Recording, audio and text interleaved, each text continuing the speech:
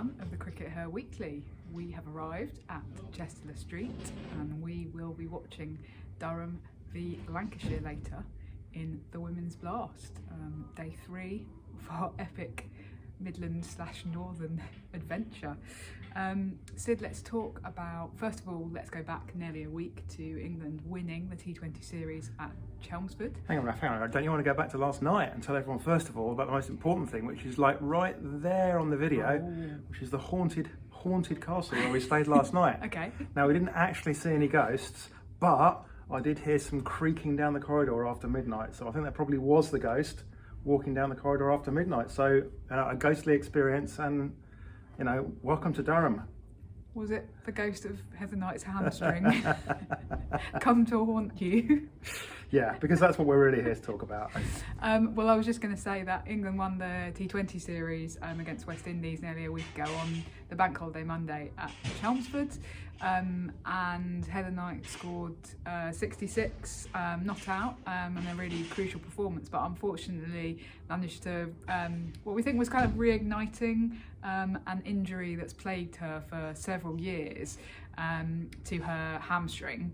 And unfortunately scans revealed that she'd done quite a serious injury and she's going to be out now for the rest of the summer. So she's not going to obviously feature in any of the summer internationals. She's not going to be able to play in the 100. She's not going to be able to play any county cricket for Somerset.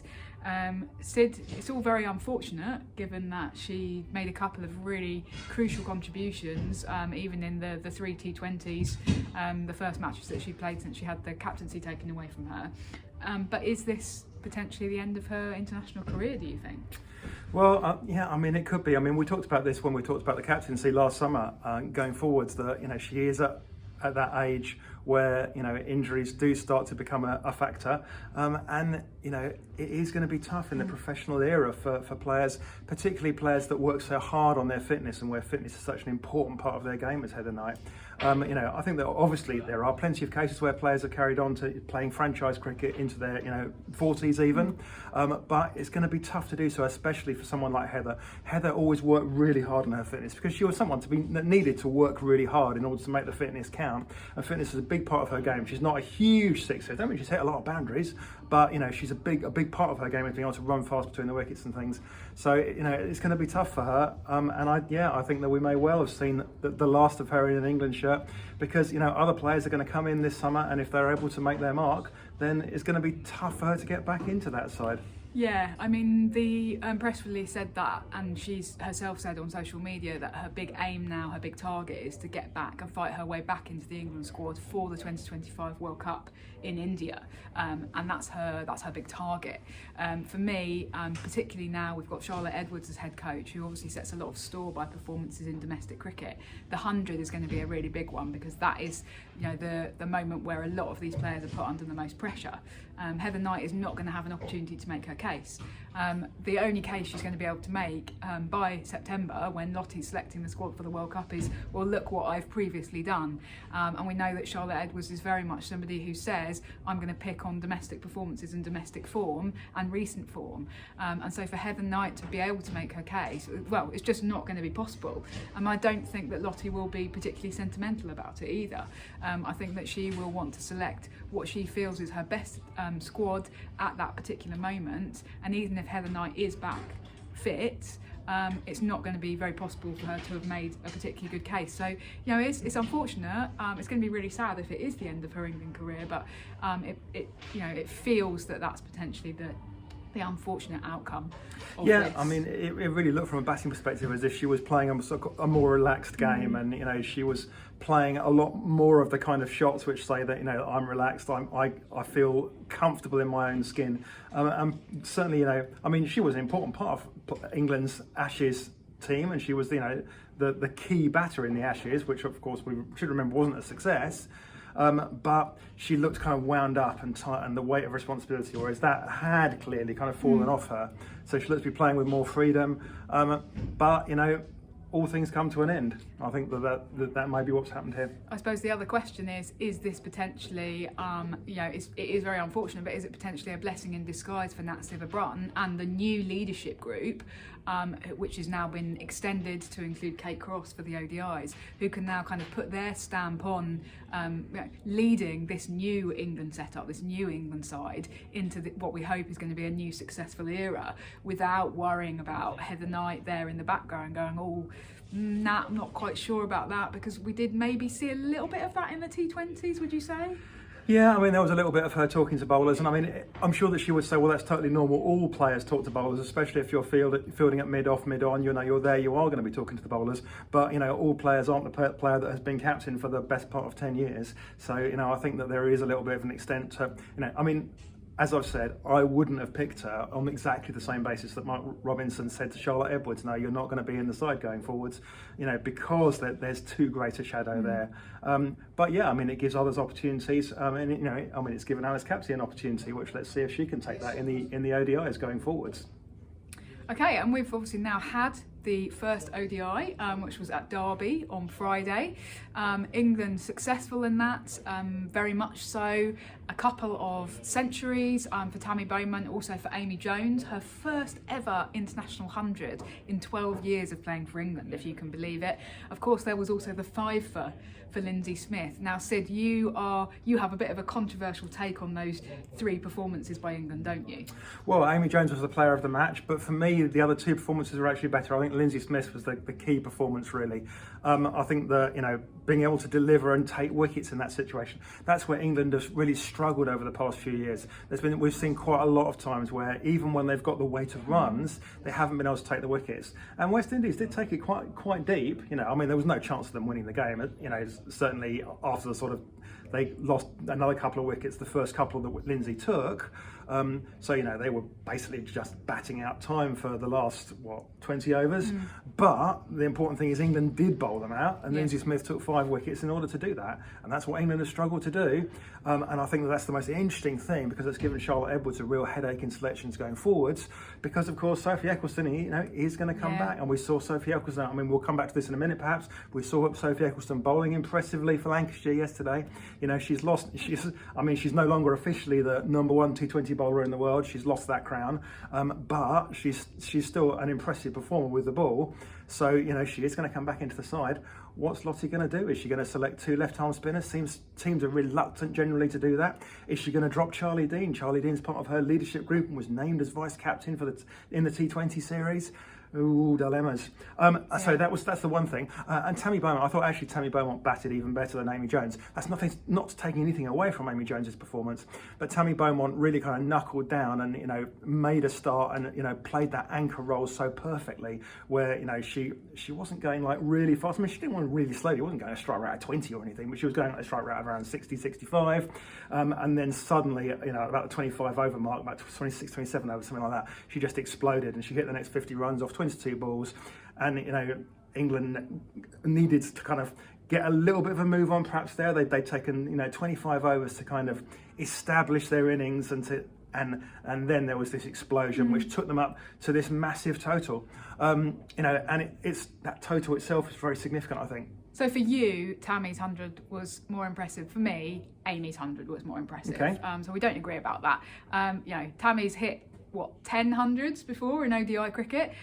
Amy's never hit 100 before, and that is, as I said in The Guardian, an enormous monkey to get off a very senior back. There are very few players who are regular in international cricket for over a decade and don't hit 100. So I think for her to actually achieve that milestone is so deeply significant psychologically. Okay, yes, it was against a poor West Indies bowling attack, but she's done it now. Actually having got she's batted against poor attacks before and not done it. Exactly, and actually having got that is so important. So for me, Amy Jones was the player of the match. I think that you're right that Linsey Smith has created a real selection dilemma for Lottie, but the batters had set that up by creating that enormous total and then giving the bowlers actually, a much easier task because they had this huge total to bowl at, basically. But we shouldn't take anything away from what Linsey Smith did. I think it's brilliant, and it was so nice for her then to come out in the press conference and say, yeah, I know that I made my T20 debut in 2018, but I never gave up on the dream of playing ODI cricket, and now here I am. And that was really lovely. I mean, I think, let's maybe talk about that huge total that England put on Sid, because what I thought was really interesting was the fact that Beaumont and Jones were going relatively sedately for 25 overs, and it was kind of what Richard Starkey sort of said, it's the death of John Ball, right? It's the anti-John Ball. Yeah, go and read Richard Starkey's piece, because that's a really good piece, a really good analysis of the kind of dynamics and what that game tells us, and it does tell us something different. Well, but for me, what was interesting was that around about 20 overs, the commentators on TMS started getting twitchy and saying they are not going quickly enough, they're not being aggressive enough, they're not seeking to find the boundary enough. So we criticise them when they are go too hard and lose their wickets, but when they don't do that, then they also kind of come in for a bit of stick from the commentators. So I think it's an interesting kind of lose, or you just can't get it quite right. But actually England did get it right. If this isn't Lottie's new approach to ODI cricket, which is to bat sensibly for 25 overs, build yourself a platform, even if that's not huge, and then be able to score nearly 350, it's a great it's a great approach ultimately. Yeah, absolutely. I mean, don't lose sight of the fact that that's a big score, and as Richard's article points out, it's a bigger score than they scored under John Lewis, under John Ball. Yeah. So and there was clearly communication from Lottie going on. There's a lot more gloves being sent out, a lot more changes of gloves going on. Why is that happening? Because Lottie's using it to send out messages. Yeah. And there was a change of gloves at about the sort of 25 over mark. That was the point, Get a move on, guys. At which Lottie almost certainly said, okay, now you can go. Yeah. And they did, and that's when Tammy really, exploded, as Exactly. So Amy Jones, her first time opening in ODI cricket since 2019. It's been a long old time. You had some stats on that, Sid. Do you think that she should keep opening in ODI cricket? Yeah, it does look like it, doesn't it? I mean, obviously this has been vindicated, and I think that it is interesting that something Sarah Taylor used to talk about, that Sarah Taylor said the hardest bit was always like sitting waiting to bat, and I wonder if Amy Jones, that's the part of it. So 2018, 2019, she opened the batting. She was pretty successful at it, and in fact so successful that what England's management said under Lisa Kiteley, which continued under John Lewis, was, well, we should use her as a finisher because she's such a free player, she can score so quickly. We can use her in the last bit of the innings, and she can really explode into that role. But it didn't quite happen for her. I mean, her numbers haven't been terrible. She's always been reasonably consistent, but she's always had that thing of like she suffers from nerves. She does tend to fail at high pressure moments and does tend to score the big runs when the pressure is not on. And I just don't think that finisher role ultimately proved quite the best match for her skills. Lottie's come in and made this change, and well, I mean, you can't argue with the results at this point.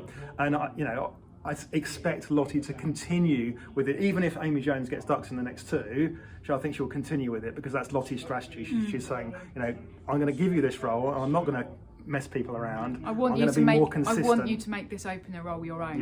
Yeah, absolutely. I think it's so expect her to be there in the ODIs. I mean, expect her to play that role through the World Cup. It's a bit of a masterstroke from Lottie, to be honest, because as you say, it takes some of that stress away from Amy Jones, who's always been a class player, but it's just been a mental thing, hasn't it? And that's where the century comes from, is being able, and that's why it's so important, is it gets rid of some of that mental pressure of, oh goodness, I'm in the 90s, I've never made 100 for England. Now she has. She did still get dropped twice in the 90s, didn't she? She did, let's not talk about that. A better team would have punished her there, but... Well, anyway, she's made it, she's done it now.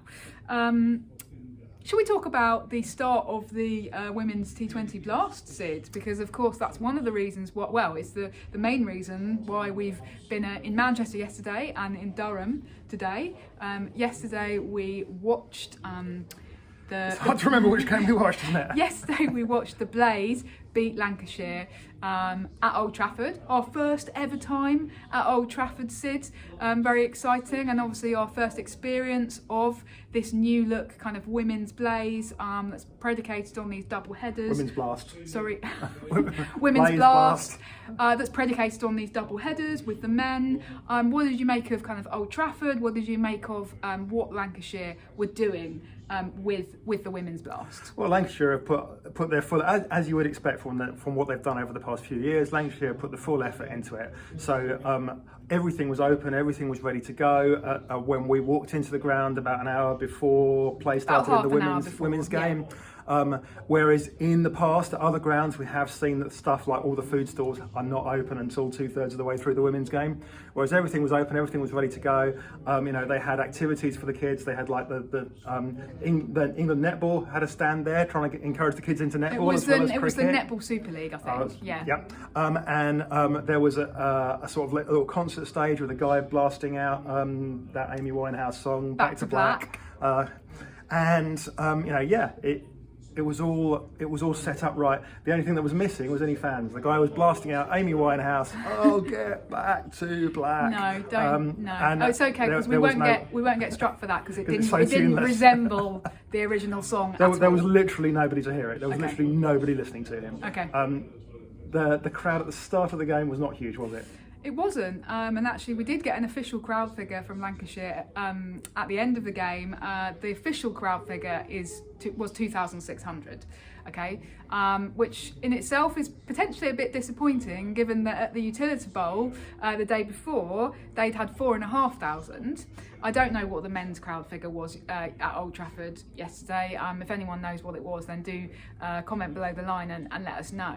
But there certainly weren't 2,500 people there at the start of the game. I think that's actually really interesting because I don't know how the counties are calculating the figures at the Blast. In the 100, I believe they're taken in the second innings. Yeah, the start of the second innings. Start of the second innings, okay. I don't know how the counties are calculating it. I don't know if they're doing it on a consistent basis, if they've been given guidance from the ECB on when they take the crowd figure.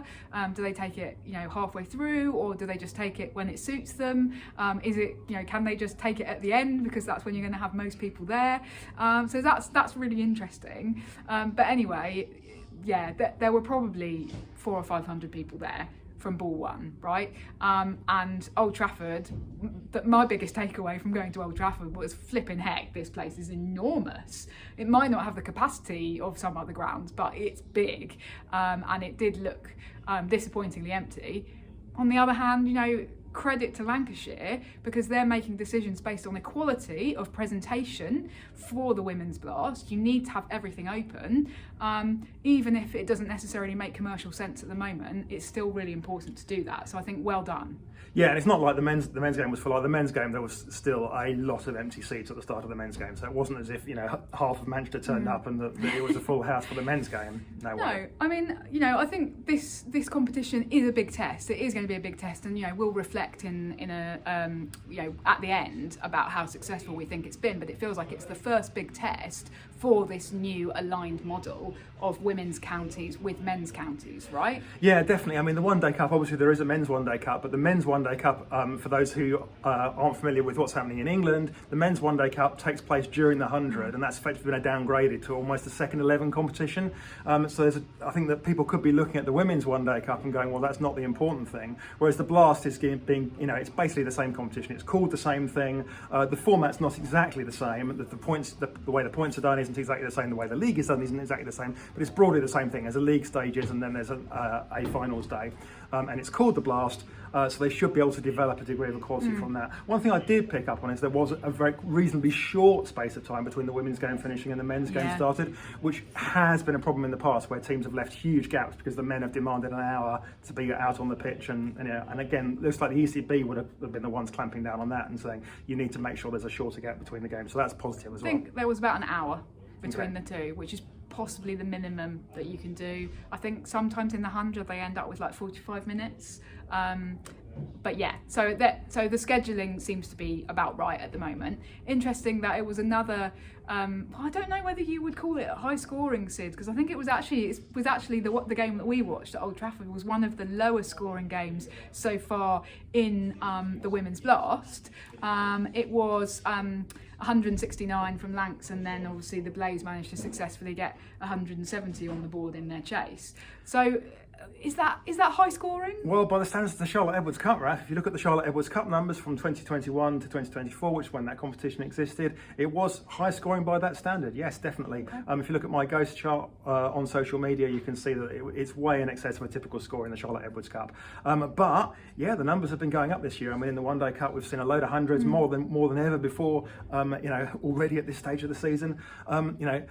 And I don't think this has anything to do with the fact that it's county cricket now. This is the fruits of professionalism coming through after 5 years, and possibly something to do with the weather. Well, yeah, I mean, obviously it's been an unseasonably dry May. Notwithstanding the fact that it keeps raining here, and but yes. Well, yeah, but so far, and so obviously that helps. It dries out the pitches. It makes batting much easier. It'll be interesting if we do end up with a little bit more of a wetter June, July, whether those kind of high scores continue. So I guess it's a kind of combination of increased professionalism and some nice weather. And hey, we don't often get that in England, so let's not look a gift horse in the mouth. It's been a really great way to launch this new era of women's cricket, because people do like to see high scores, and so from that angle, everything's been high very scores successful and exciting games. so it was a far. close game. It went down to the end again. Close games, you get the nerves racing. And just want to say a word for Dav Perrin down in Edgbaston yesterday, who in Warwickshire's game against Durham, which they won by 40 odd runs, which is a substantial margin in T20 cricket. Better say that quietly because we are at Durham, so I'll see the Durham people, sorry Durham. But Dav Perrin, 87, another great knock from her. She's having quite the season, isn't she, Sid? Well, yeah, I think that her career trajectory has been really interesting. Actually, she first came to our attention exactly the same way Alice Capsey did. So in some ways, her career is a little bit of a mirror of Alice Capsey. She came to our attention very young because she won the Schoolgirl Cricketer of the Year, just like Alice Capsey had done. We should say that's a Cricket Society award. It's actually formerly the Charlotte Edwards Award for Best Under 16 Cricketer, well, Schoolgirl Cricketer.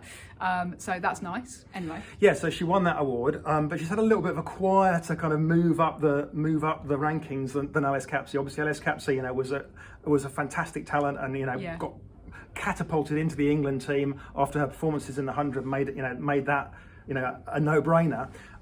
Dav Perrin's taken a little bit of a longer route, a little bit of a quieter route to the top. I noticed last season that there was a bit of a step up. She's put on strength, she's put on muscle and a bit of bulk, and she's hitting the ball further and harder last season. But she wasn't quite putting on the big scores last season. She was getting the 30s and things. That's a positive step, but this year has seen another big step up, and then she's now getting some bigger scores, and that's what we were really looking for. And I think that's fantastic. And I think that if you're somebody like Alice Capsey, then you're probably starting to look over your shoulder at her. And some of the other batters in England's lineup, Emma Lamb is probably thinking, that's who I'm competing with now. And it's fantastic that the regional system has produced these players, and the county system is now able to kind of harvest the fruit of that. Yeah, Laura McLeod obviously agrees with us, and Ali Maiden, of course, who's now the head coach at Warwickshire, because she's been batting at number 3 in the One Day Cup, which is traditionally where you would have your best batter in 50 over cricket, and now she's opening in the T20 Blast, which is, again, in T20 cricket, probably you would want your best batter up top. So they're showing faith in her, and she's repaying that faith. Really nice to see. Absolutely. Anyway, let's wrap up there because we've got some cricket to watch, hopefully. The covers are currently on, but we're assuming that, or we're hoping that the weather is going to play ball. Let's see. And we're heading home tonight. It's been an amazing few days. Just watch out for our travel log that's going to come midweek, once we've actually found the time to edit all of our bits of video together. We'll stick that up on the socials. Do have a watch. We'd love you to see what we've been up to. Thanks for tuning in. See you next week. Bye. Bye.